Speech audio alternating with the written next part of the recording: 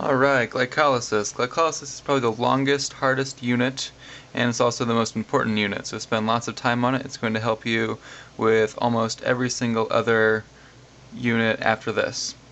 So the first thing you're going to do is learn all of the metabolites from glucose to pyruvate. Then you're going to learn the 10 enzymes and what classes those enzymes are in. You have to do all that before you start anything else. Full reactions, there's usually 1 or 2 questions per test at most that I've seen that it helps to know the full reactions. You kind of naturally learn them the more you look at them, so I would leave that as more of an optional thing, but definitely do these things first before watching this video. Now that you have all that memorized,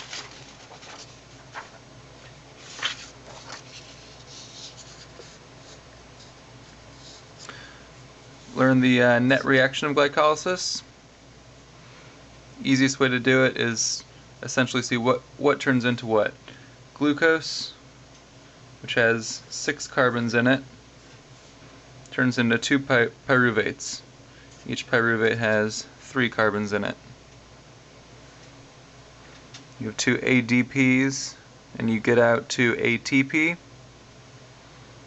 You invest 2 NAD plus and get 2 NADH plus 2 H plus. You start with 2 phosphates and you get out 2 waters. So if you can kind of memorize them in pairs like that, it helps. So now we're going to look at a few of the reactions in particular and what to know about the reaction or the enzyme. So first we're going to look at glucose to glucose 6-phosphate. There's 2 different enzymes that can do that. As you know, hexokinase or hexokinase 4, which it's called hexokinase 4 in the notes, but on the tests he likes to call it glucokinase, much more commonly.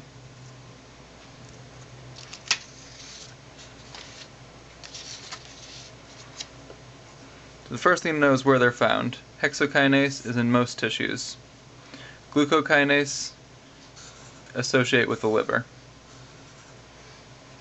It's also in the beta cells of the pancreas, which is not as important, and it's also in the small intestine and kidneys. That doesn't come up. Liver is what comes up. Hexokinase, 1 through 3, remember this is hexokinase 4.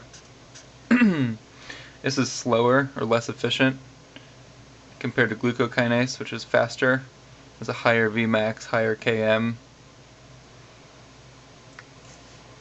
And hexokinase is inhibited by G6-phosphate. We'll talk about that in the regulation section.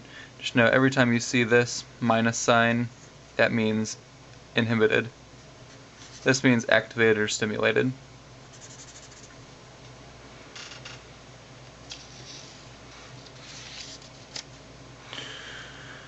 So ATP is used in 2 different reactions. It's used in reactions 1 and reactions 3. Remember, those are both kinases. Kinases phosphorylate. They're taking that from the triphosphate. It's produced in reactions 7 and 10. So you invest 2 ATPs in stage 1,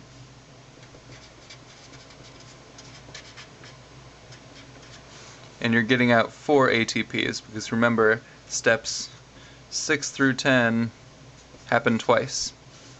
So you're getting an ATP out of each of these steps, and they each happen twice, so you get 4 ATP. Invest 2, you make 4, so that's why in the net there's 2 ATPs there.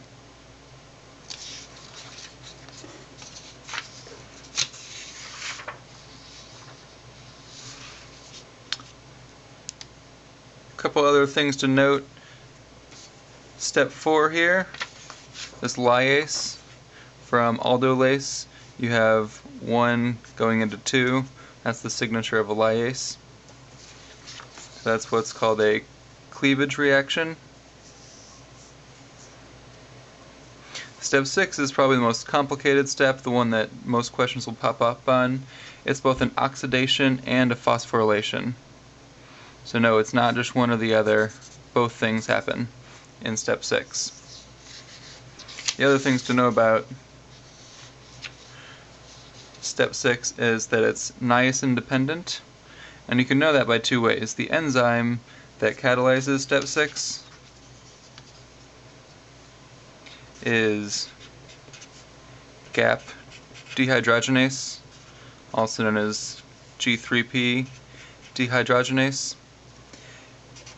Every time you see DH, it is always a niacin dependent reaction. It always involves NADH or NAD plus and NADH. Anytime you see either of these, remember that N is B3, niacin. Also, anytime you see the DH, the dehydrogenase, it's going to be an enzyme class 1 reaction. It's a redox reaction. Just a couple notes to help you on the test there. Water also comes up frequently, so if you ever see a reaction is using or producing water, just make note of that.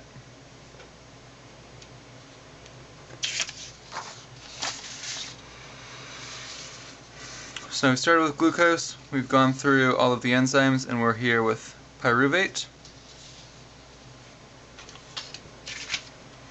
We'll take a look at what happens with pyruvate after glycolysis. Most of the time, it follows this pathway over here to acetyl-CoA. You further oxidize it, you're going to get ATP eventually. This is units 5 and 6, so not too much to worry there now. We're going to look at the other 2 pathways. Most important thing to remember on this slide is red blood cells only use glucose and always go to lactate.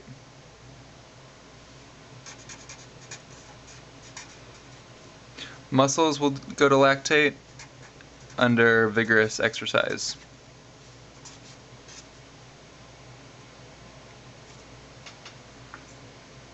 The enzyme that catalyzes that reaction is called lactate dehydrogenase, or LDH. Just like with all the enzymes, know their abbreviation plus written out. They come on both forms during the tests and quizzes. Let's see, there's this pathway here, grab a different color, is yeast. Alcohol is made. So the first enzyme is pyruvate decarboxylase.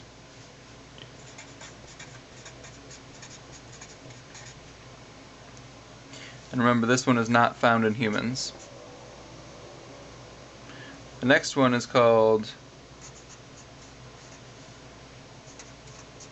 alcohol dehydrogenase.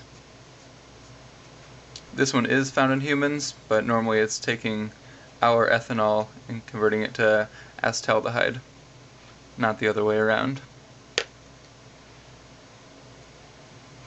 The other things to note on these are LDH and alcohol dehydrogenase are both niacin or B3 dependent reaction. Remember, DH implies niacin, it's an enzyme class 1 reaction, redox reaction. A couple other things to take note of. Make sure you can associate phosphocreatine with the muscles.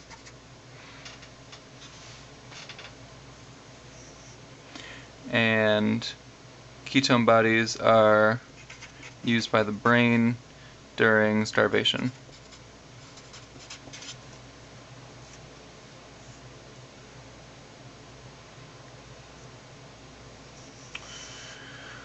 Alright, back to red blood cells. There's a little side section explaining what red blood cells can do. It's the first extension pathway off glycolysis. So if we've gone through phase 1 of glycolysis, starting from glucose, now we're at GAP. GAP goes to 1,3-BPG, and then red blood cells are the only cells that will do this. We'll make our friend from Biochemistry 1 2,3-BPG, and it does that by BPG mutase. So if you need 2,3-BPG in your red blood cells, this is where you're going to make it from. You're going to take that 1,3-BPG, and this enzyme is going to pop in red blood cells only. If you have too much 2,3-BPG, you can just toss the extras back into glycolysis. And the enzyme that does that is called 2,3-BPG phosphatase. So know these two enzymes, know they're red blood cell only. If you see a reaction on a test that has 2,3-BPG in it, only red blood cells. And then the pathway would just continue on to pyruvate, just like the other glycolysis pathways.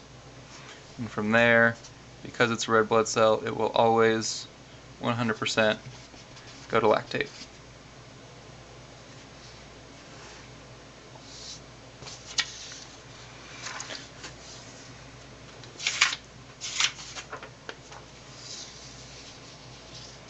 GLUT family, it's important to know. 1 and 3 are boring. They're in all cells. 2 and 4 are the most commonly that you need to keep straight. 2 is in the liver. The liver is the most important thing. Beta cells of the pancreas are a little less important. Same thing. Small intestine, kidney. These 4 go together. For number 4, skeletal muscle. Don't forget the heart is a muscle as well. And GLUT4 is also found in fat. GLUT5 is in the small intestine. That doesn't come up very frequently either. These are the 2 that will. So that's all for this video. The next video will be over regulation of glycolysis.